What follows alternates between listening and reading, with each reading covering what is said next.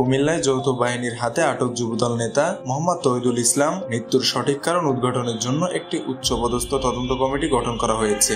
শনিবার এক সংবাদ বিজ্ঞপ্তিতে এ তথ্য জানায় আন্তঃবাহিনী জনসংযোগ পরিদপ্তর আইএসপিআর। বিজ্ঞপ্তিতে বলা হয়, গত 31 জানুয়ারি রাত 3টায় সুনির্দিষ্ট অভিযোগের ভিত্তিতে যৌথ বাহিনীর অভিযানে কুমিল্লার আদর্শ সদর উপজেলা হতে মোহাম্মদ তৌহিদুল ইসলামকে আটক করা হয়। এদিন 12:30টায় কুমিল্লা মেডিকেল কলেজ হাসপাতালে মৃত্যুবরণ করেন তিনি। এই অনাকাঙ্ক্ষিত ও দুঃখজনক ঘটনাটি তদন্তে যথাযথ পদক্ষেপ গ্রহণ করা হয়েছে। ইতিমধ্যে উক্ত সেনা ক্যাম্পের ক্যাম্প কমান্ডারকে তাৎক্ষণিকভাবে প্রত্যাহার করা হয়েছে। এতে আরো বলা হয়, মৃত্যুর সঠিক কারণ উদ্ঘাটনের জন্য একটি উচ্চপদস্থ তদন্ত কমিটি গঠন করা হয়েছে। তদন্তে দোষী সাব্যস্ত ব্যক্তিদের বিরুদ্ধে সেনা আইন অনুযায়ী যথাযথ আইনানুগ ব্যবস্থা গ্রহণ করা হবে। যুবদল নেতা তৌহিদুল ইসলামের পরিবারের সূত্রে জানা যায়, তিনি চট্টগ্রাম বন্দরে একটি শিপিং এজেন্টে চাকরি করতেন। গত রবিবার তার বাবা মোখলেসুর রহমানের মৃত্যুর খবরে তিনি বাড়ি আসেন। তৌহিদের ভাই আবুল কালাম সংবাদ মাধ্যমকে বলেন, তার বাবা 4 দিন আগে মারা গেছেন। বৃহস্পতিবার দিবাগত রাত 2:30টার দিকে সেনাবাহিনীর 3টি গাড়ি ও একটি লাল রঙের গাড়ি বাড়িতে আসে। তৌহিদুল ইসলামের কাছে অস্ত্র আছে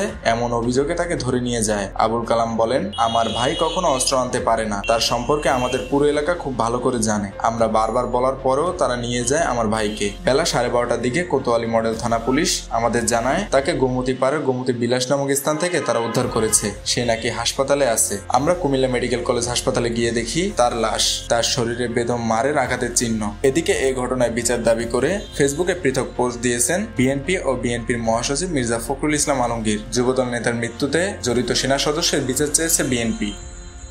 মেহেদী হাসান বাপ্পি, খুলনা গেজেট।